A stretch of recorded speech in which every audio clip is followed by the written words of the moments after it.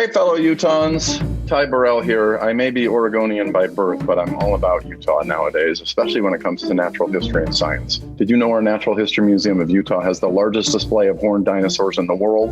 It's basically the visitor center from Jurassic Park minus the screaming. As a curious kid, some say prodigy, I've always had this dream of becoming a scientist. When I heard behind the scenes that the Natural History Museum of Utah was canceled this year, I was crushed. But after I put in a call with my pal Jason at the museum, he agreed to take us through virtually in a robot. I'm so excited to take us behind the scenes and share science with you. I'm not saying I'll come out of it having discovered the sixth dimension, but stand by. Okay, people, let's get curious. Hey, Ty, on our last day, what would you like to see? Can we take a look at the Paleontology department? If there's anything we all want to know about, it's dino DNA. You're quoting Jurassic Park there, aren't you? People must quote that movie all the time here, and it never gets old. Okay, let's go check out the dinosaur collection. Must go faster. Must go faster. Must go faster, Jurassic Park again. Check out this bone. There's an amazing pun that I'm dying to make, but I'll spare you, Jason. Are you afraid it's going to be too humorous? So why is Utah known for having the biggest, baddest, and best? And I don't mean ski slopes. I don't know about the baddest, but we do have the horniest. Sorry, what?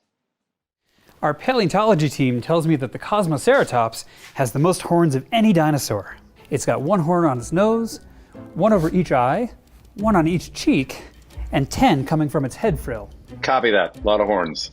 Is this one the Diablo because it has two horns on its head like the devil? Look at you naming species just like a scientist. Genius scientist. You always seem to add genius. Moving on. This is Diabloceratops. Now, Diablo means devil in Spanish, and you can see how it got that name. And this is Nasutoceratops. It's got a nose that looks just like the beak of a vulture. In fact, Nasutoceratops means big nose, horn face. Harsh, but accurate. Many things about these animals are still a mystery to us. The living animals that give us some idea about the lives of dinosaurs are crocodiles and birds. Crocodiles? For example, our experts think that dinosaurs did not have vocal cords, just like crocodiles don't. So dinosaurs probably didn't roar. They made bellowing sounds like crocs. So Jurassic Park lied to us? I'm gonna need some time to process that, but I guess it makes sense that crocodiles are dinos' closest living relatives. You know, actually, we think that birds are. I knew there was something off about pigeons. Birds descended from meat-eating dinos on 2 feet, the theropods, like Utah's Allosaurus or the T-Rex. Did the T-Rex have feathers? Current research says yes, T-Rexes did have feathers. They had similar claws as birds, and theropods and birds probably slept the same way too.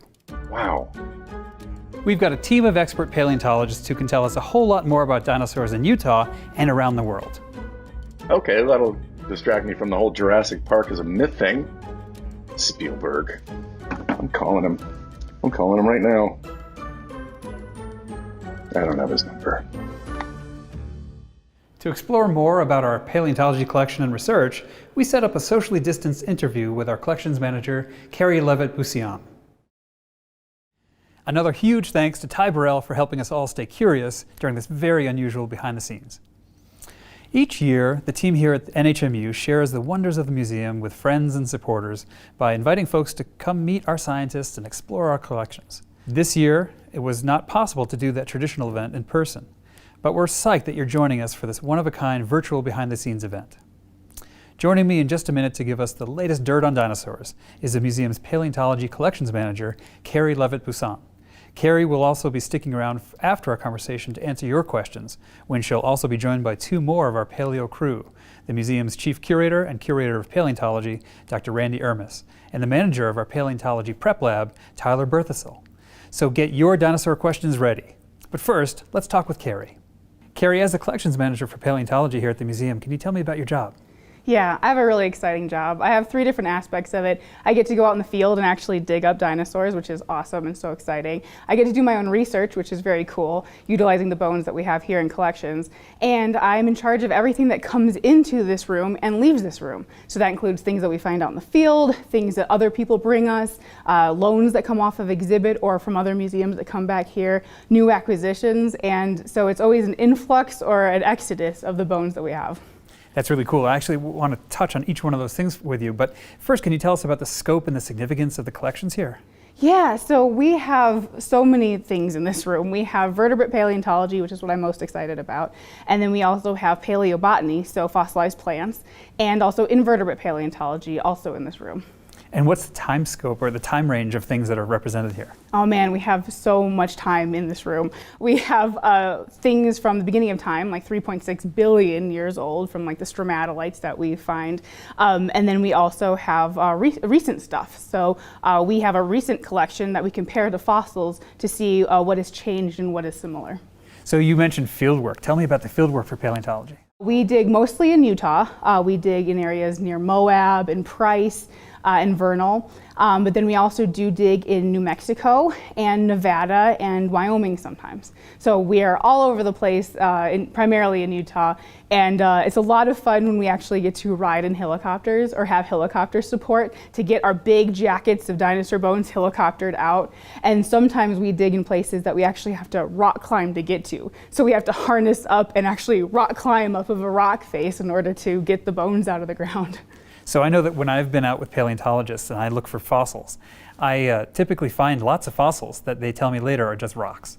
So I see you've got an example here. Can you tell me about this and why that's not a rock and that might be a fossil? Yeah, so there are three things we look for when we're trying to figure out if something is a fossil or not a fossil. For fossil bones, for example, we look for color differences. So most of the time the sediment is a different color than the bone or the thing that's fossilized. The texture difference, sometimes you can see individual sand grains and you know that that's not actually a fossil.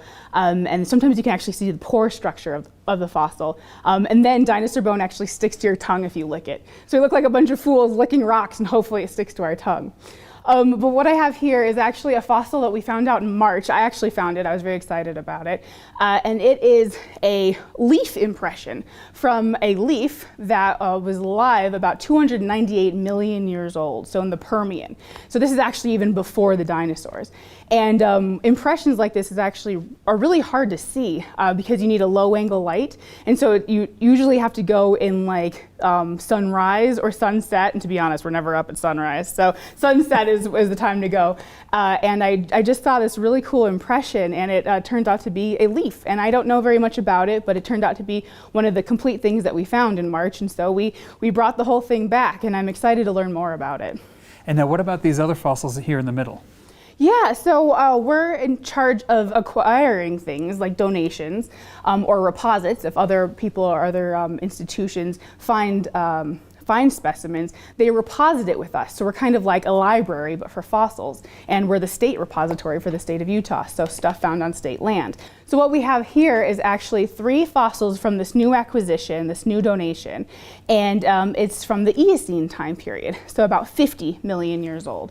And we're used to finding a lot of fish fossils like I have here. This is a pristine, really great fish fossil that we have. And so we're used to finding a bunch of fish. This is actually a bird.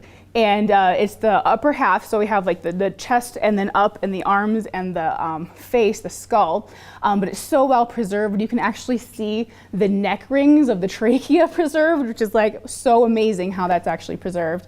And it's probably a new species to science. We think it could be related to a swift or a hummingbird, but boy, those are 2 different birds. So it'll be interesting to have a bird expert come in here and study that fossil and see what they can discover about it. And so what do we have here in the microscope? Oh yeah, so this is part of my research. What I do is I actually cut open dinosaur bones. And you'd think, why would you spend so much time in the field excavating it and curating it and trying to get back to the collections and preparing it just to cut it open? And the answer is you can tell so much more about the animal and the dinosaur as it was in real life by cutting him open. And so this is a ulna, so the lower arm bone of a ceratopsian dinosaur, Utah ceratops. And before I cut it, I made a replica. So and nothing into science is lost. So then I cut a little piece of the bone out and I embed it in this plastic, this resin. And then I made a thin section so that I can look at it under the microscope. And what you can tell is very similar to trees. Trees, when they grow, they form lines, they form rings, and so do bones. And so you can actually cut open a dinosaur bone and count the rings, the growth rings, to figure out how old it was when it died. And then you can count the distance between the rings to figure out how fast it grew, and then whether it had a metabolism that was fast or slow. And so that helps us know, does it grow more similarly to crocodiles or birds, the two living relatives that we have today. And so that's why I cut things and put them under a microscope. And you can actually see 76 million year old bone cells when you look at it under a microscope. That's phenomenal. So you mentioned that this is an ulnus. This is an arm bone, basically. Yes. Can you do this with other bones as well, like ribs or anything else? Yeah, that's a great question. So we mostly do limb bones, and so we're looking at the femora or the ulnae or the radii, that kind of a thing. But this is still, even though the study of histology, which is looking at things under a microscope, looking for the microstructure, has been done for about 100 years, different bones of different dinosaurs actually show different results. And so a sauropod dinosaur, the long neck, long tail guys, you wouldn't be able to see the lines if you cut open its ulna or its leg bones, because it weighed so much that it needed to have more support in its bones, and so it kind of scrambled up the line so you wouldn't be able to see it. So if you were a researcher for sauropods, you'd have to look at the ribs. Now, no one had done it for these ceratopsian dinosaurs before I did it, and so I did both limb bones and ribs to see which one would be better. And for me, the ribs didn't show anything. It was more bone scramble, but the limb bones actually did. So looking around this room, the amount of history and the amount of biodiversity is just astounding. Do you have a favorite fossil? Oh man, that's so hard to ask. I love the Cosmoceratops skull we have in the back. Ceratopsian dinosaurs are my favorite dinosaurs, and the Cosmoceratops skull we have is just amazingly preserved, and it's a holotype, so it's the best one in the world ever found, and it is the most ornamented of any dinosaur that we have, and it is very spectacular to see. So that's, I think, my favorite. That's a pretty cool species. What do you think those ornaments are on that skull, on that head frill? Yeah, I think it was for species selection or sexual selection. I think it was a billboard walking around, and it was using it to attract mates, honestly. And there were so many different species of ceratopsians in Utah that maybe it was trying to determine which species, species recognition, which species should I mate with. And so all of the ceratopsians that we have all look very different. So we have Cosmoceratops, Diabloceratops, and Nasutoceratops, and they all look different in the amount of ornamentation they have. So ceratopsian dinosaurs kind of look a lot like rhinoceroses, but they're really not related, are they? No, they're not. The dinosaurs, the terrestrial dinosaurs, go extinct about 66 million years ago, and then that gave rise to the mammals. So they lived in two different times. Carrie, can you tell me about the process of how things become fossils? Yeah, it's a really awesome process of fossilization and permineralization. So we have the animal dying, and sometimes it's hard to think of dinosaurs as animals because we don't have anything modern day that looks exactly like a dinosaur. So for me, it's like take a magpie and make it really big and give it teeth, and so it's hard, but you have to think about it as an animal. So the animal dies, and then hopefully it gets covered up really rapidly with sediment. And so if it gets covered up rapidly, it'll slow down the decaying process, because if it's just left to the sun will degrade it. It could be trampled on by a bunch of other dinosaurs, or it could be ripped apart by a bunch of scavengers. But if it's covered up with sediment really quickly, like in a floodplain environment in a river, then it has more of a chance of becoming a fossil. So it gets covered up with sediment. Hopefully there's groundwater involved, because the groundwater is very rich in minerals, and it then goes through the bones and slowly, element by element, changes the organic composition of a bone into rock. And it's a long process. And so the more time it's buried, the longer it takes, and the more it becomes a fossil. So I have a friend who studies this. This is called taphonomy, and she actually has an agreement with a local zoo, and she got an ostrich skeleton from when the animal died, and she buried it in her backyard. And so she goes and digs it up every week to see how much the fossilization process has moved forward. And it starts to fossilize right away, where the different minerals in the sediment glob onto the bone and it starts to decay and that kind of a thing.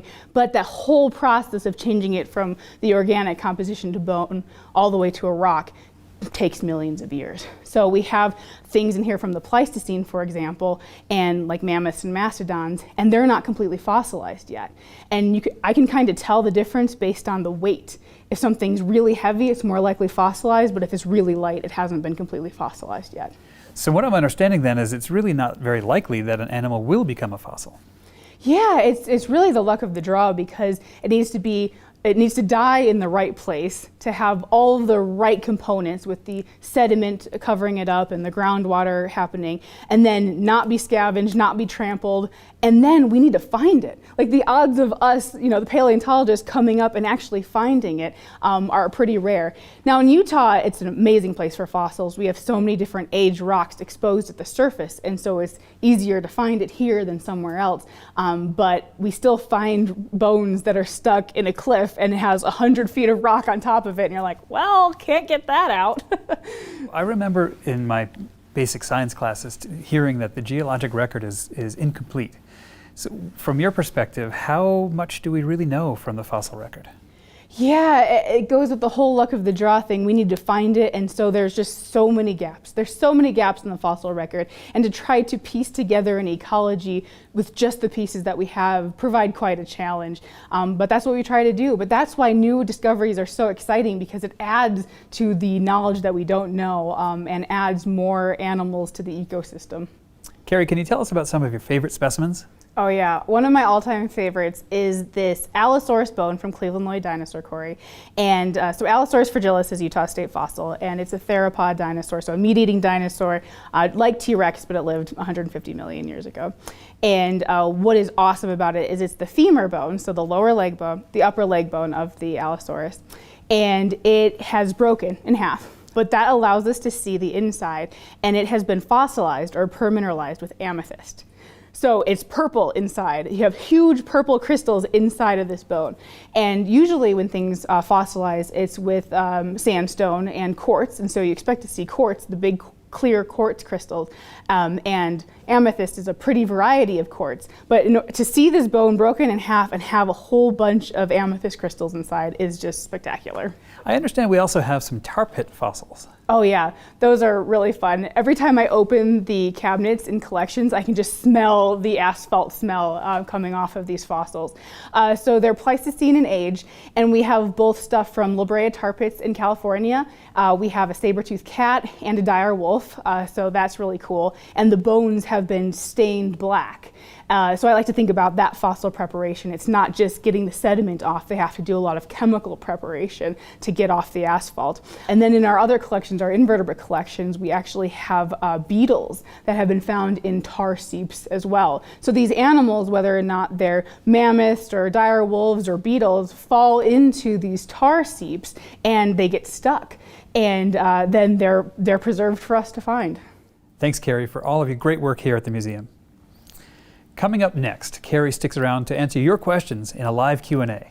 She'll be joined by Dr. Randy Ermis, the chief curator here at NHMU, and Tyler Berthasell, the manager of our Paleontology Prep Lab. My colleague and friend, Paul Michael Maxfield, will be hosting this next segment, so get your questions ready, stay tuned, and we'll see you in just a moment.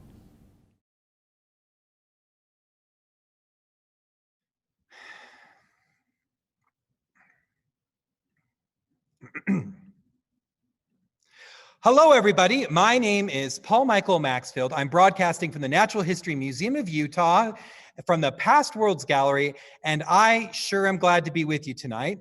Thank you for joining us for our last of 5 nights of Behind the Scenes Reimagined. We hope you're having a great time, and we're going to do our best to keep the party going. Tonight, we are talking about dinosaurs. I'm joined by NHMU Chief Curator and Curator of Paleontology, Dr. Randall Ermis, Paleontology Collections Manager, Carrie Levitt-Boussillon, and Paleontology Preparator and Preparation Lab Manager, Tyler Berthasell. For the next half hour or so, Carrie, Randy, Tyler, and I will be taking questions from Facebook, YouTube, and NHMU's website. Folks, if you've got questions about dinosaurs, Randy, Carrie, Tyler have answers. So send us your questions now. Let's get started. Randy, Carrie, Tyler, thanks for joining us. How are you guys doing tonight? Pretty good, Feeling thank you. good. Fantastic. Excellent. Well, we're here tonight to talk about dinosaurs. And boy, howdy, do we have a lot of questions. So I think we should just jump right in. What do you think? All right, let's do it. George in Kaysville asks the same question of each of you. How long did it take you to become paleontologists? What courses did you take? Can you be a curator and a professor at the same time? Let's start with Randy, then go to Carrie, and then end with Tyler. Yeah, so the short answer to the last part of the question is yes, definitely. I'm lucky enough to have that job. So when museums like the Natural History Museum of Utah are part of a university, there are sometimes jobs that are split positions like mine, where both a faculty member in an academic department at the university and is also curator at the museum. And so it's awesome because I get the best of both worlds. Let's see, I spent from when I graduated high school, I guess I was in school for 8.5 years doing my undergraduate degree and then my PhD. And usually curator and faculty positions are PhD level positions, but that's just one of many different types of jobs in paleontology, as you'll find out from Tyler and Carrie. Yeah, and so I'm the paleontology collections manager, and for the education, obviously high school, and then I got a bachelor's degree in geology from the University of Wisconsin-Madison, so that's a 4-year program. And then I received my master's here at the University of Utah, and that took me about 3 years to do. But I can't stress enough how much experience in museums definitely helped me. I was lucky enough to have an internship at the Field Museum in Chicago, and I also volunteered at the Burpee Museum near Rockford, Illinois. So being able to be part of a museum and volunteer with the museum is very important to get the right background. So I started after high school. I got my bachelor's in geology at UNLV in Las Vegas. And then I had a big break in my schooling, and I volunteered at museums for about 7 years before I got like my actual first job in paleo, and that was running a paleo lab in Kanab for Grand Staircase Escalade National Monument. And I was there for 3 years before I came up here to run the lab up here. And then while working in the lab here, I started my master's program at the University of Utah. So I'm actually still in school finishing up my master's in geology/paleontology now. All right, well, there you have it, George. Carrie Frederick, a 5-year-old dino lover from Bountiful, is curious as to what is the newest dinosaur fossil at the museum. Ooh, that's a good question. Well, we were just on a dig in March, and so we were digging up some specimens from the Triassic. So Randy will tell you a lot more about the Triassic, but there are 3 different time periods of dinosaurs at the museum or in the world: the Triassic, Jurassic, and Cretaceous. And we were digging in areas about 212 million years old. So Randy will speak more to this, but dinosaurs were kind of bit players in their ecosystem. They were tiny, and the world was dominated by scary crocodilian animals. And so I think on that trip, we found a couple of bones from a small theropod dinosaur. I'm not sure which one, maybe Coelophysis. And that was in March. So I think that would be the most recent acquisition that we found in the field, dinosaur related. That's great. Carrie, just as a follow-up question, can you tell us a little bit about Coelophysis? Well, I might actually turn that to Randy because that's Randy's favorite dinosaur, and he loves the Triassic. All right, Randy, tell us about your favorite dinosaur. I do love the Triassic period. As Carrie was mentioning, it's right when dinosaurs got their very first start. So we see their origins and as they spread across the globe. And more generally, there's just lots of weird and wonderful creatures that lived during the Triassic period that you couldn't even dream up. They're so weird looking. So it's a fun time period. And that's one of the many reasons why I like it. And Coelophysis is one of those early dinosaurs. It's a small meat-eating dinosaur that was anywhere between 6 to 8 feet long from the tip of the head to the tail, but only a couple feet high at the hips. And it's found in northern New Mexico at a place called Ghost Ranch, which is a beautiful, beautiful place where Georgia O'Keeffe did a lot of her painting. And we're lucky enough to do field work there every summer to study the very beginning of the age of dinosaurs. And so I really like Coelophysis because it's sort of emblematic of that time interval and shows the humble beginnings of the giant dinosaurs we think of later, like Allosaurus or Tyrannosaurus Rex. Tyler, Henry from Columbus, Indiana wants to know, how do you know where to find dinosaur bones? Well, that's a good question. So a lot of times we'll pull up old geologic surveys that were done in the 50s and 60s. And when they're looking at the rocks back in that time, they note when they find fossils in particular rock layers. So we look at the museum at those rock layers and those reports of where they found fossils. And then we'll start looking in those rock layers in time periods that we're interested in to find those dinosaurs.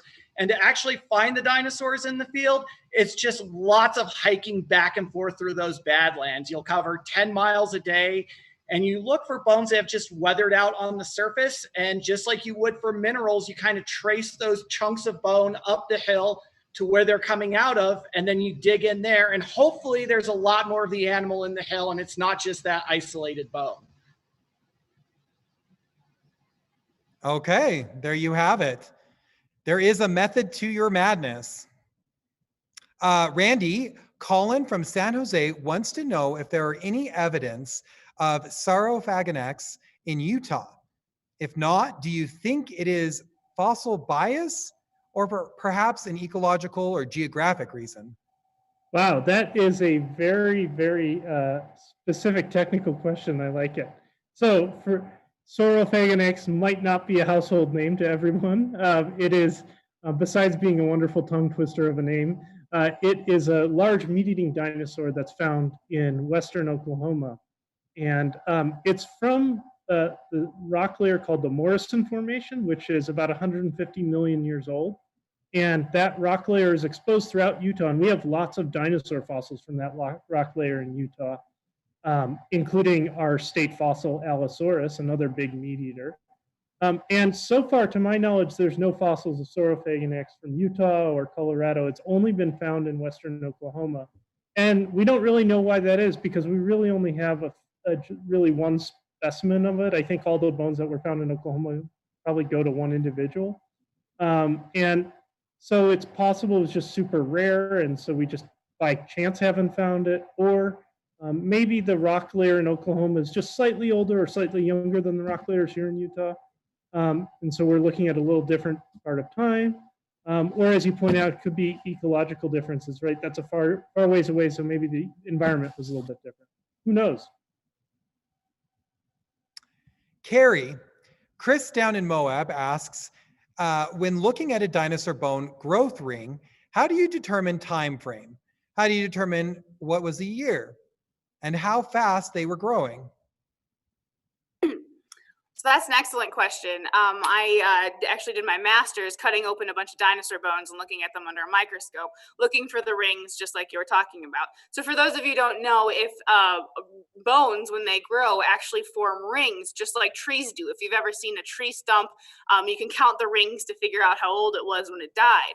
And so we don't know is exactly a year per each line, but you have to think if everything is very cyclic and everything is responding to the climate around it. And so if it's a harsher winter, it might put down a line because it's stressing out much. Yeah, Randy's actually showing one of my thin sections here. And so that's a cross section of a bone.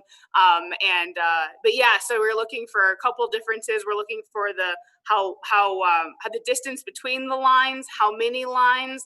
The distance can tell you the rate of growth, whether or not it's a good, so you can see a little bit of light behind that. You can actually tell if the dinosaur is warm-blooded or cold-blooded based on looking at the amount of holes in it, because you can actually count the vascular canals, the amount of blood vessels running the length of the bone, and then you can actually see bone cells preserved, 75 million-year-old bone cells, which is just amazing. So that's a great question. We're part of the institution that think that we learn more about the individual animal, because all these dinosaurs were animals, by cutting open the bones. There's a lot of people that don't think you should cut open bones because you spend so much time in the field digging it up. Why are you going to cut it open? But we can actually tell more about the individual animal by cutting open the bones and analyzing them than you would if you didn't. Interesting. Let's go back to Chris's question. How do you determine a time frame?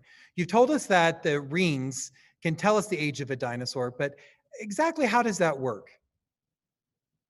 Yeah, so again, we can, it's not exactly like this started January 1st and this ended December 31st kind of a thing, but it's a year in the life of that dinosaur. And again, like everything is very cyclical. And again, it more has to do with the stresses put on the body, whether or not, like if you think about the dinosaurs that lived in Alaska, might have had more stresses put on it than the ones that lived in Utah, because it had less light and more cold, and maybe it was harder to eat plants. And so if you have a good year or a bad year, you can actually see that in the lines. So again, it's not January to December, but it is a year in the life of the animal, very cyclical, that's very tied with the climate. Interesting. So we can actually learn about the climate by looking at dinosaur bones. That is fascinating. Okay, let's see here. Randy, Vienna and Bountiful is curious if the collections contain velociraptor fossils. Well, everybody likes the raptor dinosaurs, they're the ones with the sickle claws on their feet, of which Velociraptor is probably the most famous because of Jurassic Park fame. Velociraptor so far, to my knowledge, that's one species has only been found in Mongolia, and maybe a little bit in northern China, so just in that one part of Asia. But we do have other raptor dinosaurs that are found in Utah, and probably the most famous is Utah raptor, which is quite a bit older than Velociraptor. So Velociraptor is like 70 million years old or about, and Utah raptor is almost 130 million years old from the early Cretaceous period from central and southern Utah. And it's now our official state dinosaur as well. And we have a small number of Utah raptor fossils in our collection, some of which are on display in our Past Worlds exhibit. But the Utah Geological Survey, paleontologists there have recently collected a giant multi-ton block. I mean, bigger than, it would fill way more than behind me here in terms of the width. Giant multi-ton block that's just filled with bones of Utah raptor of different sizes. And all the fossils they collect get taken care of and stored here at our museum once they're done preparing them and studying them. And so as they slowly extract the bones from that giant block, our collection of sickle-clawed dinosaurs will increase dramatically. Interesting. Okay, Tyler, Michael McKnight, who's watching on Facebook Live, is curious if there are any new dino species your team is working on in the Paleo Prep Lab right now. Ooh, so things that we're working on right now in the lab. So one is it's a known genus of dinosaur. It's called Parasaurolophus. So they're the guys with the big tube on the back of their head that we think may have made noises with them. And the ones here that we find in Utah may be a new species that are different from the ones found in Canada and the ones found in New Mexico. So that's one that we're probably working on right now. We have lots of other animals that are probably brand new. We have a few turtles from the late Cretaceous of Grand Staircase, that one or two of those may be a new species. And we have parts of an alligator that will probably be a new species here that we've been preparing for the last year. And it'll probably take us another year or two before we have that specimen all prepared out and ready to study to see if it's going to be new or not. Wow, it sounds like there's a lot going on in that lab. It is. Pretty much we always have something brand new going on in the lab. Now, I understand, Tyler, that you have a pretty great Parasaurolophus impression. Would you mind doing that for us? Oh, gosh. I don't think it's that good, but it's Come like on, we all think it's great. Like, go ahead and give us your best Parasaurolophus impression. I don't know. I can't like resonate my face to make it good, like the trumpet of the Parasaurolophus. Well, you certainly get points for trying. Now, Tyler, you are a Parasaurolophus expert, and I've heard a rumor that you have prepared more Parasaurolophus dinosaurs than anybody else on Earth. Is this true? Yes, it probably is. I have prepared the skulls of 3 Parasaurolophus specimens and multiple bones of their skeletons. And outside of Utah, Parasaurolophus is really rare. There's only 8 specimens in the rest of the world outside of Utah. And this year in Utah, we are up to number 18. So we're very lucky. And with me preparing 3 of them, if you're lucky in your career if you get to prepare 1. So I've kind of called dibs on preparing the most of them with that. So what is it, Tyler, about Parasaurolophus that has grabbed your interest?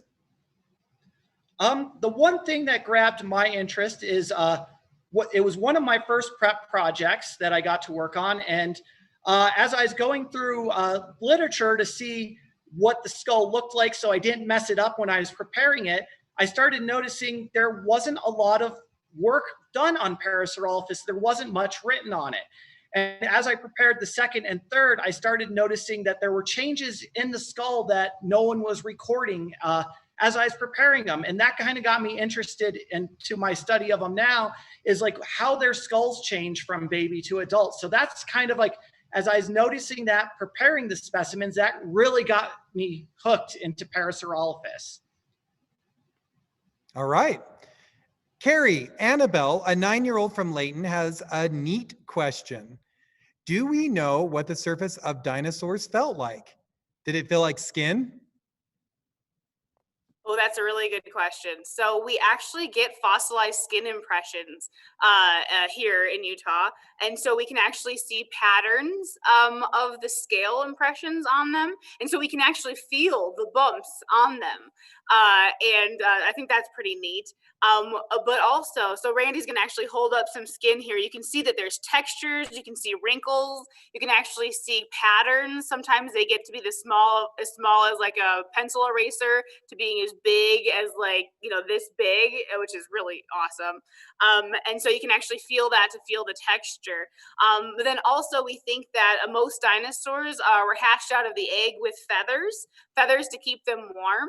And so you have to think about that. You have to think about the dinosaurs that had feathers on them. Like we think most theropod dinosaurs, the bipedal that walked on 2 legs and the big meat-eating teeth, we think that they had feathers throughout their life.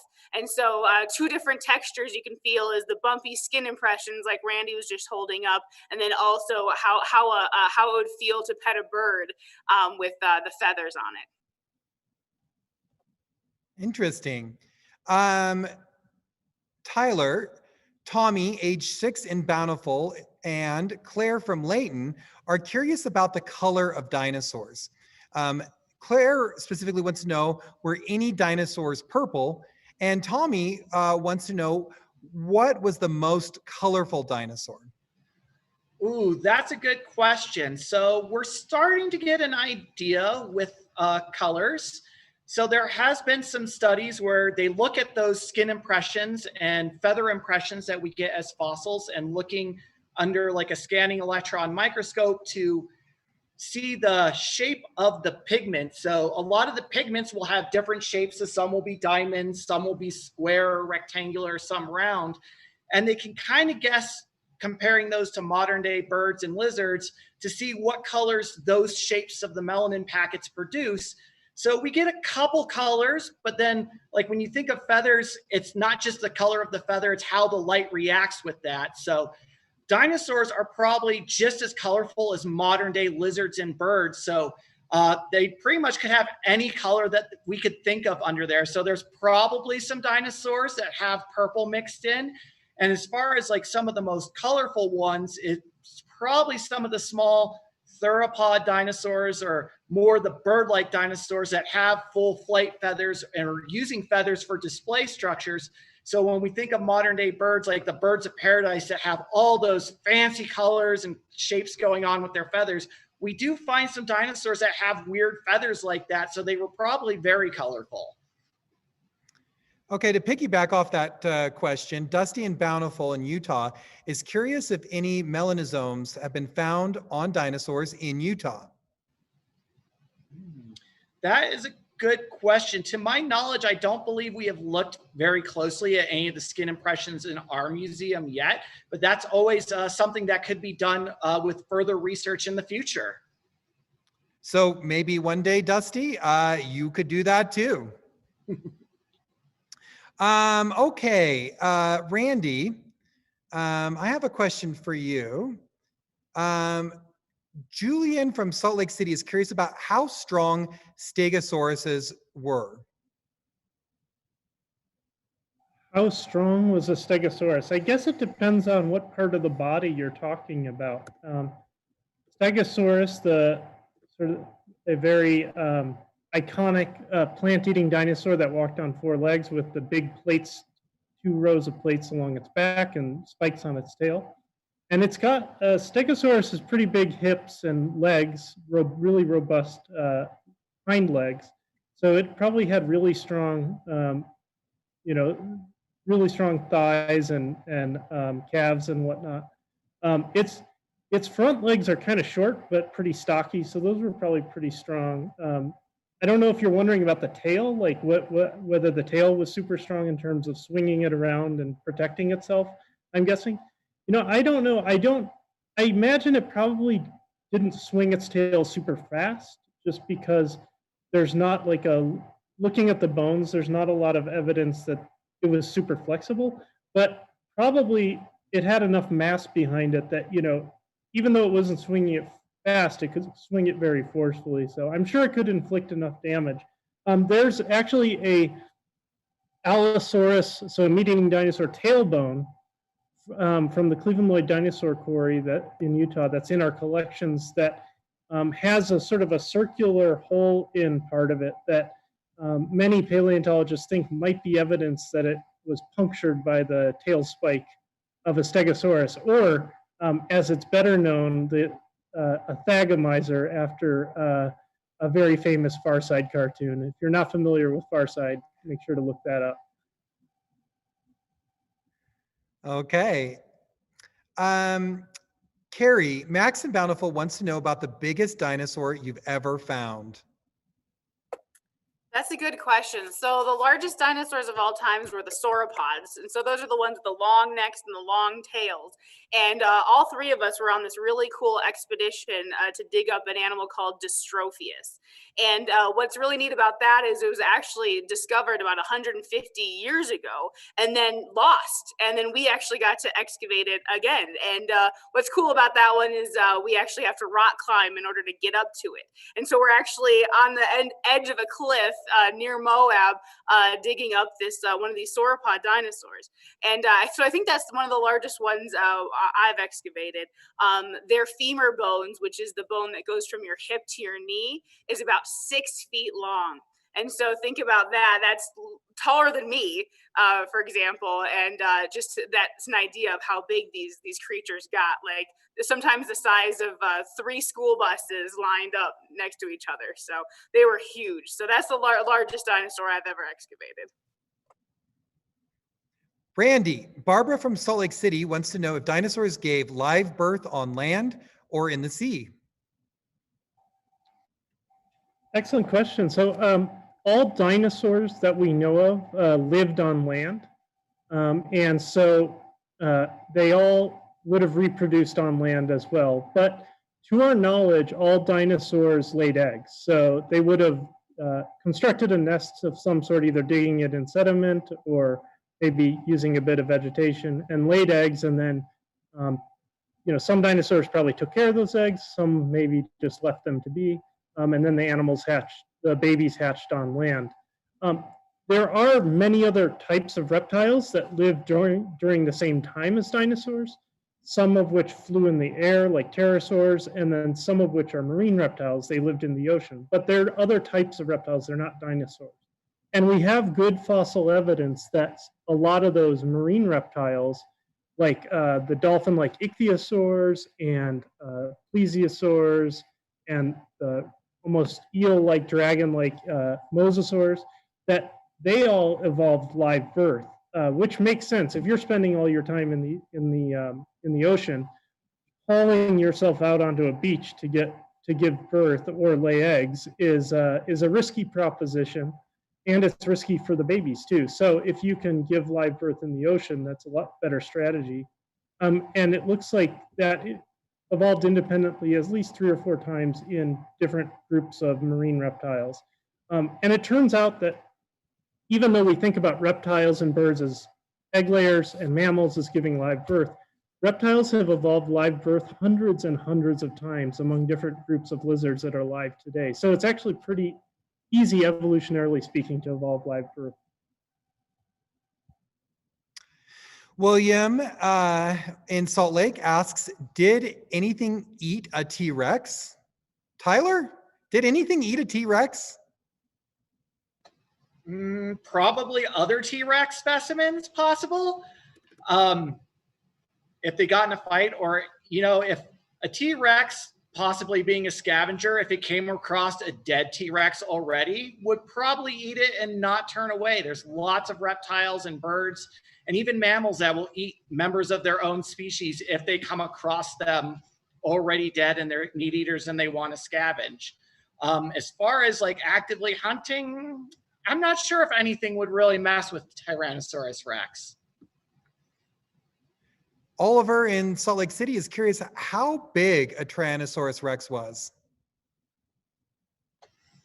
Okay, so if I remember correctly, I'd say they're about, so some of the larger specimens, you're looking at probably close to 15 to 18 feet tall at the hips, about 40 to 40 feet long, and probably weighing somewhere around 5 to 7 tons for the larger specimens. Again, you'll get smaller ones when they're younger, but that seems to be like the max out range of Tyrannosaurus Rex. Carrie, Calvin, a 6-year-old from Bountiful, wants to know if saber-toothed tigers ever lived in Utah, and are there any in the collections? Yeah, so that's a great question. So we call them saber-toothed cats because they're not as related to tigers as we think. So I blame Power Rangers, even though that's really awesome. We actually do have specimens in our collection. The specimens from our collection are actually from the La Brea tar pits. And so we have a saber-toothed cat from the La Brea tar pits and dire wolves from the La Brea tar pits and actually some beetles. So we do have some saber-toothed cats here. I don't think we have any that have been found from Utah that are in our collections. So I don't think so. Randy, Alexander in Salt Lake City is curious why Utah has so many diverse dinosaurs. And Alexander mentions that Jim Kirkland identified 115 species of dinosaur just in Utah alone. I haven't counted them lately, so I'll take your word for it. Yeah, I think it's really has to do with the geology. This gets back to the one of the first questions Tyler answered about looking for dinosaurs. So you need the right type of rocks. So they need to be sedimentary rocks, and they need to be from the Mesozoic era, the Triassic, Jurassic, or Cretaceous. And then since dinosaurs lived on land, they need to be the type of sediments that are deposited on land by like lakes and streams or occasionally in deserts. And then the rocks need to be exposed so that we can hike around and find the fossils. And Utah sort of has that great combination. We've got lots of rocks deposited on land from the age of dinosaurs and from many different parts of the age of dinosaurs. We have basically the entire age of dinosaurs represented in different rock layers. And then we're mostly very dry desert. We don't have many big cities outside of the Wasatch Front where Salt Lake City is. And so those rocks are really well exposed, so we can see the fossils pretty easily. So I think it's just we have such a complete record, a great place to look for the fossils. So we're finding lots of different dinosaur species from those many different time periods. Carrie, what dinosaurs are there right behind you? All right, so I'm in the paleontology collections, the oversized aisle, because dinosaurs tend to be large. So I'll kind of just show you who's behind me. There's some of my favorite dinosaurs, the ceratopsian dinosaurs. So think of relatives of Triceratops, the horn section like you have behind you. First, I'm going to show you how cool this room is. So I'm in the oversized aisle, and so these are all pallets full of dinosaurs that are the big ones. But what I have behind me is a skull of Diabloceratops. So this is relative of, related to Triceratops, but this guy lived about 79 million years ago. It's found in Utah, and it's the only one. This is the holotype, so it's the most important one ever found. And so what you're seeing is it's looking that way. So you have a big nose here. So think parrot beak. And then you have the teeth that are in life position, which is really rare because usually the teeth are the first things to fall out. Then you have an eye hole, really, really big orbit there. I always like to think about how big the eyeballs of dinosaurs would be because it'd be really funny if it was a big googly eye that took up the whole orbit. Got a horn over its eyeball here. And that's where the name of Diablo, meaning devil, with two horns on the top of its head. Then it's got a horn out of each cheek. And then this might be the ear hole or a muscle attachment. But what's interesting is that hole above it is not supposed to be there. So maybe it got bit in the face or it has a bone disease. But that's pretty neat. And then we have a really cool spike off the back of it. So that's Diabloceratops, found in southern Utah. About 79 million years ago, so that's the Cretaceous. And then I have another really awesome ceratopsian behind me here. This is called Cosmoceratops. And again, this one's facing this way. We got a big nose. We got the jaw in life position, which is really rare because that usually falls off or disarticulates pretty quick. There are teeth here, which is awesome. The media called this the horniest dinosaur ever because it has the most ornamentation of any dinosaur ever found. So it's got a horn on its nose, a horn out of each cheek, it's pointing out towards you, a horn over each eye. And then if you check this out, this is called the back of the frill. So that is a whole lot of horns on the back of that skull. And this guy's from the Caparowitz Formation, so that's about 76 million years old. But what's interesting to me is those are all bones. And so those are the bone horn cores. And so you have to think of these things as animals and use your imagination because each one of those horns would have had keratin, so like your fingernail, over them. And so that's why I have this bighorn sheep sheath next to it. It has nothing to do with the evolution of dinosaurs, but it's an animal that would have had a bony horn here, and then it would have been covered in keratin. And so I like to think about, did these guys have ingrown horns like we have ingrown toenails? So something to think about. So ceratopsian dinosaurs are my favorite, and that's why I wanted to sit here for this. All right, there you have it. Brittany in Salt Lake is curious about what is in the cabinet behind Randy. Randy, what's behind you? Man, I'm still thinking about ingrown horns. That's going to give me nightmares for a week. So I happen to have behind me a cabinet that is fossils from the very, very end of the age of dinosaurs, the very end of the Cretaceous period when Tyrannosaurus rex was alive, in fact. And it's from a formation called the North Horn Formation, which is in central Utah. And Utah's only Tyrannosaurus rex fossil is from that. And if you give me just a second, I'll pick up a fossil from one of the drawers and just bring it over. So just give me 1 second. All right. In the meantime, Tyler, tell us what's behind you.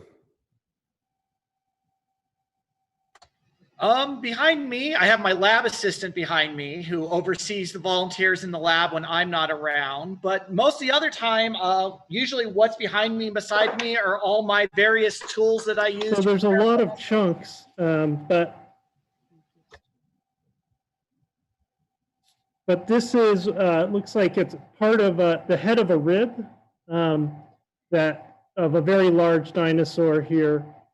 Probably about 66, 67 million years old. And somewhere in that cabinet, there's a few pieces of that Tyrannosaurus Rex, but I didn't want to keep you waiting too long. But you can see most of that skeleton is on display in our Past Worlds exhibit. All right, there you have it. Tyler, anything else you'd like to talk about what's behind you? So the other things behind me is we have some of we just finished preparing them. These are some of our Tyrannosaur toe bones that we have right here. So we've been reconstructing the foot of one of our Tyrannosaurs. So there's one individual toe bone. So there's all the little divots for the muscle attachment. And then I would add a few more bones together. And then I have the tip of the claw at the end there. So again, like Carrie said, you can see this kind of groove there. That's where the toenail would grow out there. So the good idea is, like, if you go how long my finger is, add about another finger's length to go for the tip of the claw. And that's based on where they have found some of these claws in other formations in other parts of the United States that actually have the chitinous sheath still preserved on the claw. So we can see the claw is almost twice as big as the actual bone. Oh, okay. All right. Finley in Salt Lake, Utah is curious as to what is the oldest dinosaur. Randy? Right.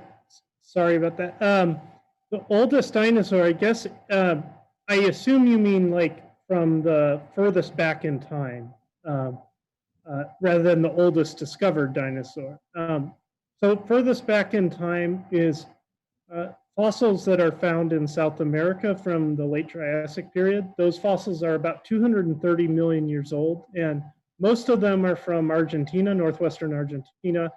There's some from southern Brazil as well. And there's several different dinosaur species that all show up around the same time that are the earliest dinosaurs. They're animals like Rarest and Eoraptor, and they're all two-legged animals, but they're so near to the sort of common ancestor or the origin of dinosaurs that it's hard to tell which branch they belong to. Some of them appear to be early meat eaters, the theropods that Carrie mentioned earlier. Some of them appear to be very early ancestors of the plant-eating long-necked sauropods, but they look so similar, it can be so hard to tell because they're all pretty much meat eaters at that, little meat eaters at that point. But it's a really cool area where they're found, beautiful area. You'd think almost you were in Utah if it weren't for all the unusual South American fauna that you see, like guanacos and maras and all sorts of cool living mammals. Yeah. Carrie, Dane on YouTube Live wants to know, what did you learn about the Utah ceratops's age when you cut it open? Oh, that's a great question. So I studied Utah ceratops and Cosmoceratops and Astutoceratops. I cut open all those bones for my master's research. And what's really neat is we actually have some juvenile Utah ceratops in our collection. And so I got to cut open juveniles of Utah ceratops as well. So a couple things that I thought were interesting. One is the juveniles actually had fungus that had actually infiltrated the bone tissue after the animal had died. And so it actually made some of the microstructure hard to see. So that took a little bit for me to know what I was looking at, to be like, fungus, what? That's crazy. And to think about the process of fossilization, the process of permineralization. For the adults Utah ceratops that I looked at, I learned that they were warm-blooded, that they grew very rapidly. So they grew more like modern day birds as opposed to their shared common ancestor of a crocodile. But one thing that I was very surprised about is I was looking for those lines of arrested growth that I was talking about earlier to try to figure out how old they were when they died. And I didn't actually see any lines. And I was stunned. I was very surprised because they're supposed to be there. And they're supposed to prove to me that this animal was an adult and, they lived happily ever after. But what I ended up realizing is a little bit what we talked about earlier, is that Utah was such a nicer climate for dinosaurs as compared with dinosaurs in northern climates like in Alaska and Canada. And the stresses that those climate differences posed on the individual dinosaurs, you can actually see that reflected in the bones. And so dinosaurs in Alaska, large quadrupedal ceratopsians like I was looking at, in Alaska had 28 lines of arrested growth. So we knew that they were at least 28 years old when they died. And then progressively, in Canada, they had 7, and then in Montana, they had 5, and then in Utah, they had 0. Doesn't mean that these large quadrupedal ceratopsians were 0 years old. It means that the climate was actually really good for them to live in. And so that was the biggest surprise for me, because I wanted to find those lines and know exactly how old the dinosaurs were when they died, but I didn't see them. But I kind of actually found out, or read the evidence to figure out that the climate changed with the latitude of North America, and it was much better to be a dinosaur in Utah than in Alaska. Boy, I can't tell you how many times I've said that myself. Randy, Reagan out in Farmington is curious if you think Nanotyrannus is a juvenile Tyrannosaurus, and if you do, why? Ooh, that's a really good question. Yeah, so there's Tyrannosaurus rex is one of the probably the most famous dinosaur, giant meat-eating dinosaur, and there's another species, another animal that's been found in the same geologic layer called Nanotyrannus, and for the longest time it's represented by one specimen that's at the Cleveland Museum of Natural History, and it's much smaller. The skull is only about, I don't know, so maybe like 2 feet long compared to like larger, almost 6 feet long in an adult Tyrannosaurus. And so there's been a huge debate over time. Is the smaller animal just a juvenile, a young, like a grade school Tyrannosaurus rex, or is it in fact a distinct species of like a dwarf, or maybe not a dwarf, but a small Tyrannosaur? And there's still a lot of debate about that. Because one of the problems is that dinosaurs change as they grow up. So they don't look exactly, the young don't look exactly like the adults. And that makes sense. If you think about a human baby, right, it looks quite different from an adult human.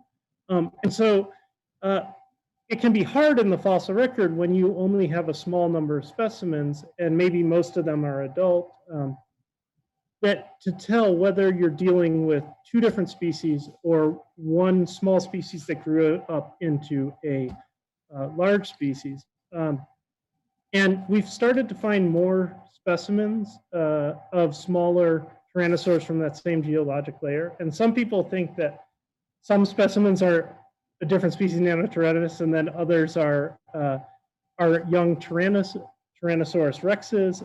Others think they're all the same species. So there's still a lot of debate because there's changes in like the number of teeth and a few other things.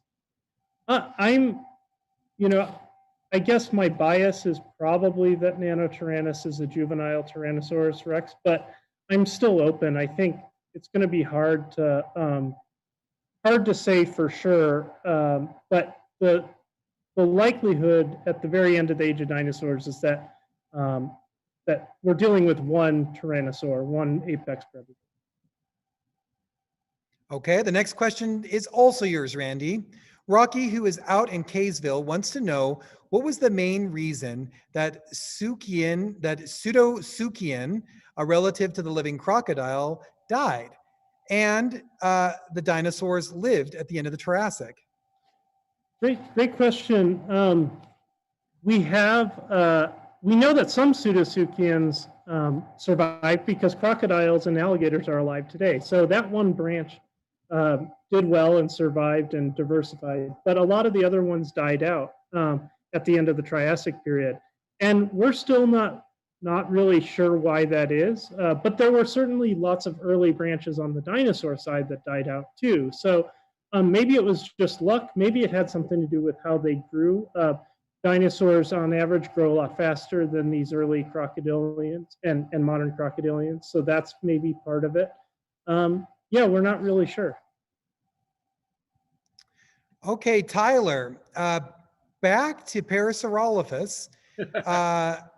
Paul Michael in Salt Lake City is wondering if you could make that Parasaurolophus sound one more time.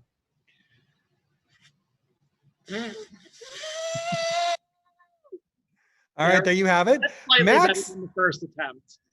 Max in Columbus, Indiana, is curious, how can we know what dinosaurs sounded like? Tyler made an impression of one, but how do we know the sound they made? Were they sounds they made like lions? That's a good question. So we still have to, we look at a couple different things. So with Parasaurolophus, why we think we can identify what sound it may have made is looking at that crest on the back of its head. It's all made of bone from its nose. And people have looked at that and found that that bone could probably resonate at different frequencies. So they start by passing air through like a model that we can make to see what sounds it would make. Although we're not entirely sure what dinosaurs would sound like. We can look at alligators and birds as their closest living representatives. So they may have had something like, they may have sounded like chirps like birds. So little chirp sounds or sounds that alligators would make would be low rumbles or things like that. So a T-Rex may have sounded like a penguin. Who knows? Do you think that is something that we'll ever be able to get down to the bottom of? Who knows? In another 20, 30 years, new technologies might come up that we could test more of those hypotheses. But right now, it's a little bit of a guess right now. So maybe in the future, we could figure that out. And we could look for other soft tissue preserved in the skeleton that maybe, like how we have skin impressions, maybe we'll find like partial preserved muscle or something like that that can help us identify like what's going on with their throat and lungs to get a better idea about sounds. Okay, Carrie, Ezra, and Addie, both from Bountiful, have the same question. What is the rarest dinosaur fossil in the collection? Wow, that's a good question. Well, there's definitely fossils that we don't even have in our collection. So I would think that those would be pretty rare. Everybody always wants T-Rex, like the actual Tyrannosaurus Rex skeletons that we have. And we have more things that are proven to be related to Tyrannosaurus Rex than actual T-Rex fossils themselves. The ones that we do have smoking gun evidence is on exhibit in the Northhorn case. So I think that's the one that most people want to know about. Also, people always ask me if we have Spinosaurus in our collection. I think everyone really likes Spinosaurus for some reason, but those are primarily found in Egypt. So we're not lucky enough to go and dig them or have them in our collection. So maybe we'll get invited someday. Tyler, the Marsh brothers, ages 4, 6, and 11 from Salt Lake City are curious how long, on average, it takes to excavate a dinosaur skull. Ooh, that's a good question. So part of how long it takes to dig a specimen or a dinosaur out of the ground kind of depends on how much rock is layered on top of the skeleton that we're digging, how hard that rock is, and how much time we have a year to get it. So In any given year, we work on 10 different dinosaurs a year, and we only get 1 to 3 weeks working on each site because we have to get them all out. So sometimes we can get a specimen out, like our Tyrannosaur that we worked on a couple years ago. It took us 1 full year to get that out, working about 7 weeks on it. Some of our other specimens, like if we were to look at Dystrophius, I mean, they originally found that like 155 years ago, worked on it for a few days, and then we've been working on it several weeks a year for the last 5 years trying to get it out, and we still don't have all the bones out. So sometimes it can take a couple weeks to sometimes years, depending on how long it takes to get our funding and all of the bones out and how many bones that we have. If a specimen only has 2 or 3 bones, it'll take a lot less time than specimens that are complete animals. Or if they're in really hard rock and we have to use concrete saws or jackhammers to get them out, it'll take a lot longer than specimens that are in soft rock where we can use chisels and dental picks to kind of get those bones out of the ground. Okay, Randy, Colin in San Jose asks, why were ceratopsians more common in southern Laramidia while hadrosaurs were more common in the north? Yeah, that's a good question. I mean, it depends on what you mean by more common, whether you mean the number of individuals we found or the number of species we found. Because duck-billed dinosaurs, hadrosaurs, are still probably the most common dinosaur fossil we find in Grand Staircase in southern Utah, much more common than the horned dinosaurs. And up in Alberta in Dinosaur Provincial Park, they have what we call bone beds, so single layers that have bones of hundreds of individuals of horned dinosaurs like Centrosaurus. So there's some pretty common if you're talking about number of individuals. But we have found a lot of different species here in southern Utah, and so it's possible that we are more diverse in terms of the number of species.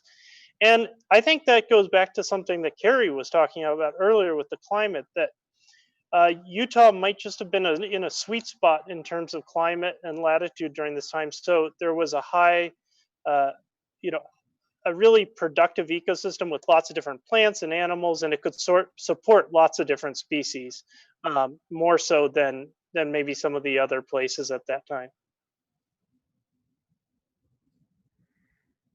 Okay, let's see here. Carrie, Justin in Vernal is curious about which fossils the museum has from Vernal and the surrounding area. Yeah, so we actually spent a couple of summers in Vernal, in the area there, excavating. Previously, we actually have some specimens from a long time ago. So we have a really great complete Allosaurus here in our collection, and then we actually have some of the sauropod dinosaur bones also from that collection. But when we actually went out to Vernal area to excavate ourselves, we were doing like a Triassic survey, and so we were looking specifically for Triassic fossils. Usually, when you think about Vernal, you're thinking about the Jurassic fossils that are there. And so we have a lot of interesting fossils from the Triassic, including lots of interesting trace fossils, footprints, and some plant fossils as well, in addition to some neat vertebrates too in the Triassic. So that includes some like phytosaurs, so again an animal that kind of looks like a crocodile, was also found there. So I think the majority of the specimens we have from the Vernal area are actually from the Triassic time period rather than the Jurassic time period. Okay, this is a question for all of you. What are some things that people get wrong about dinosaurs? Let's start with Randy, then go to Carrie, and then end with Tyler. Well, I think, the idea that if it's big and extinct, it's a dinosaur. So dinosaurs are a very specific group of reptiles that live during a certain time that have some distinguishing features like a hole in their hip socket. And then the idea that all reptiles from the age of dinosaurs are dinosaurs. As we talked about earlier, dinosaurs just lived on land. The ones that flew in the air and swam in the ocean, those are other types of reptiles that are not dinosaurs. One that I've heard a lot, specifically about the ceratopsian dinosaurs, are, and then they evolved into rhinoceros, right? So I like to make particularly clear that these were dinosaurs, these were reptiles, and then the dinosaurs, the terrestrial dinosaurs, went extinct at the end of the Cretaceous, and that made way for mammals to get big. I like to point out that no, rhinoceros, like you see at the zoo or in Africa, are not actually related to Triceratops. One that comes to my mind is that dinosaurs are the most common fossil that we find here in general or here in Utah, and that is probably not true. Our most common fossil that we find are fossil turtles. Pretty much everywhere that we look for fossils, I tell all the people that look with us when we're out in the field, you will find a turtle your first hour, your first day in, that those are our most common fossils that we have here in Utah. And just in one area, like the work that we do in Grand Staircase, we have 18 different types of turtles now. And we have more turtles named than several other animals in our collection. So turtles are our most common fossils that we find here in Utah, not necessarily dinosaurs. Carrie, Kat from Salt Lake City asks, are there any paleo middens from Utah in the collection? Have there been any cool findings using those middens? That's a good question. We don't have them in our collection. We're dealing with the most recent stuff. I guess we still have, Quaternary fossils and Pleistocene fossils and Holocene fossils, but only like one cabinet. So middens are more recent in time. And so we actually don't physically have them in our collection. I think upstairs in vertebrate zoology, they might have a couple up there. I know that there's a lot you can learn from them. I know that they like to gather things and pack rat like and put them in the middens, and then it's all kind of fossilized in a way. Thinking about it, preserved is a better word for it, because the urine of the middens actually preserves these really neat structures, and so you can learn about kind of what the animals were like, but there are not any in my collection. Randy, Colin on YouTube Live asks, what does the fossil record imply about the rise of large-bodied North American tyrannosaurs? And he's wondering, does it imply that they gradually out competition in the late Cretaceous, or quick opportunistic takeover? Geez, Paul Michael, why do you always give me the hard questions? So we often think about Tyrannosaurus rex and its relatives as being the only really giant meat-eating dinosaurs, but they're just the last group of the most recent group of meat-eating dinosaurs to get truly big. We actually see that meat-eating dinosaurs, different branches of that family tree got big multiple different times, at least 5 or 6 different times. And so I think it's just a matter of taking advantage of the resources that are available in the ecosystem. And if there's not a big predator around, then some branch of the meat-eating family tree will evolve larger and larger body size and take advantage of that. And tyrannosaurids particularly, so the closest relatives of T-Rex, evolved here in Western North America. They're homegrown. And at the time, Western North America was separated from Eastern North America by a shallow ocean, as well as from South America and Asia. And so I think probably, pardon the pun, but Tyrannosaurs already had a leg up because they were already moderately sized at the beginning of when this part of North America got isolated.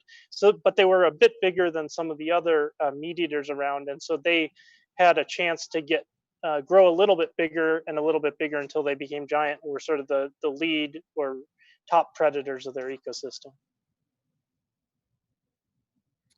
Okay, since you answered that so nicely, Randy, I'm going to give you another question that's just as tough. In which state were the most dinosaur fossils found?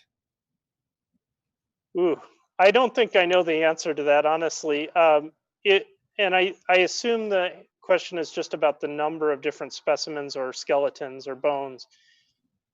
I don't know for sure, but I think Utah's got a pretty good chance of taking the top spot there. Just because of what we talked about earlier, where there's so many fossils here, so many different types of dinosaurs, and then you've got sites like Cleveland Lloyd Dinosaur Quarry, where we have thousands of bones from that one site just in our collection alone, or sites like Dinosaur National Monument that Carrie was talking about, where there's thousands of bones that have come from that one quarry that's covered by a building there. So I don't know for sure, but if I'm guessing it's Utah's in the top. If it's not number one, it's in the top three. The only other um, state that I can think of right now that might just take the top spot above us would be Montana or South Dakota, but not. We've got to be up there somewhere. Tyler, Will in Utah is wondering, how big were dinosaur brains? Ooh, that's a good question. So it would depend on the animal. So you have certain dinosaurs, like we'll look at raptors in general, that for the brain size compared to the skull size, they actually have much larger brains than you'd think. So that one, it depends on how you want to classify how big the brain is, because just because your brain might be smaller than another animal's brain doesn't mean that you're like dumber or anything like that. So brain size is a little subjective, and they do it based on like the opening inside the skull versus how long the skull is. So there's a couple different metrics, but certain animals, so if we were to look at something like Parasaurolophus, if we were to look in if you were to mash the brain into basically like a ball, it'd be about the size of like a tennis ball to a softball. Same if you were to do something like Allosaurus. Theirs is more elongated, looks a little more like an alligator brain. But if you were to kind of mash it together, again, it would be something around like a tennis ball size. But there's tend to be a lot more elongate, and it just kind of depends on the size of the animal and what species. Okay, I have another one for you, Tyler. Alexander in Salt Lake City wants to know if you think that dinosaurs could gallop. He heard that they lack the lumbar vertebrae that mammals have, so their spines wouldn't be as flexible. But would that really stop them? I guess like when I think of like the mechanics of the locomotion for a lot of these dinosaurs, when you look at like the four-legged, if you look at the sauropods, they tend to be more like pillar erect, where their limbs are tucked underneath them, and they probably can't lift more than one limb off the ground at a time unless they're doing like a rear up. So that would kind of make it so they really can't gallop. And then if we look at things like hadrosaurs, again, we use based on some of their tracks, we look at how they are, and sometimes it looks like they're alternating between bipedal and quadrupedal action. So sometimes it looks like they're walking on 2 feet, sometimes on 4. And it seems the 4 is more like when they're kind of grazing or possibly looking for food. So in terms of like a gallop, we know based on, again, tracks that they can run, and some dinosaurs can run really fast, like 40 or 50 miles per hour. But it doesn't look like with their limb mechanics so much, from my understanding of it, it doesn't look like they could probably gallop with that based on the track evidence that we find.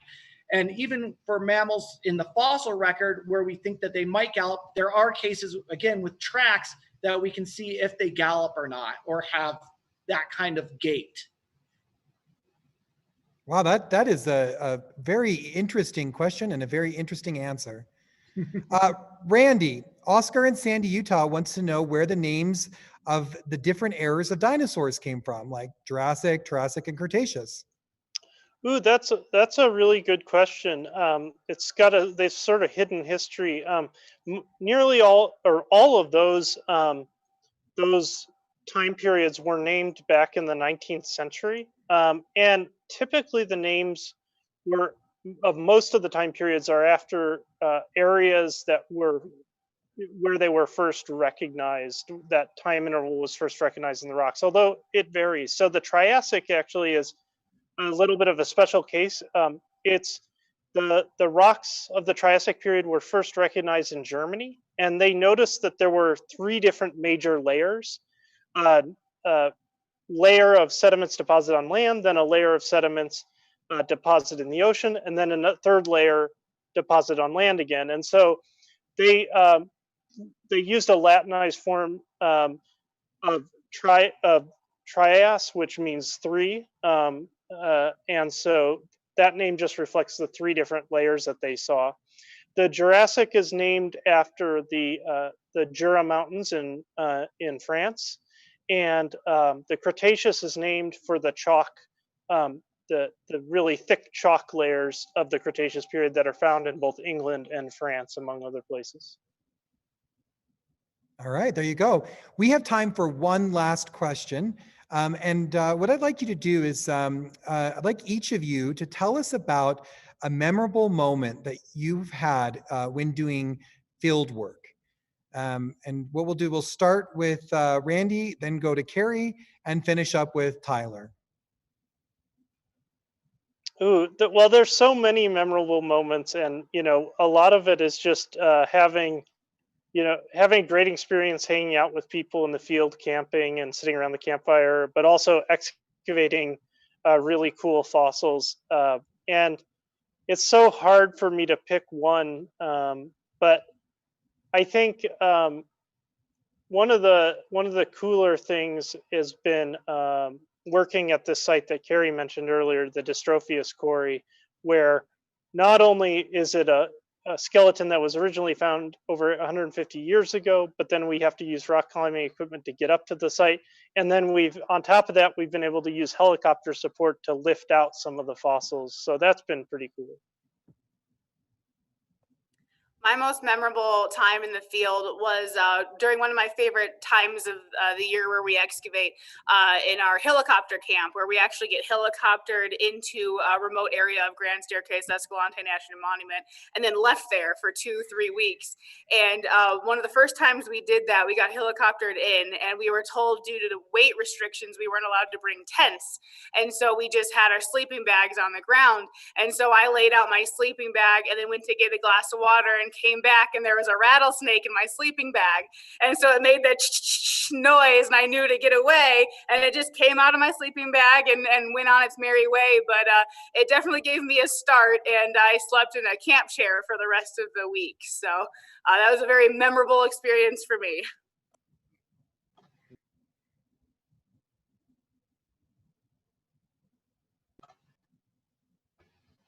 I would have to say, I think for mine, the one that got to me is I was doing field work in Grand Staircase Escalante National Monument, and we went to close out a quarry. We were going to get the last 2 bones out of this quarry, and we thought we were done. And at lunch, I was joking around. I was sitting on the edge of the quarry, and I'm like, this rock underneath there is going to be the skull of a Parasaurolophus. And we were all joking at lunch, like, yeah, right, there's not going to be a skull under there. And after lunch, I pulled that rock away from the hill, and the paleontologist looked at me and he's like, Tyler, do you see what I see? And I'm like, pinch me, because I'm pretty sure I see what I see. And it turned out to be the back of the crest of a Parasaurolophus.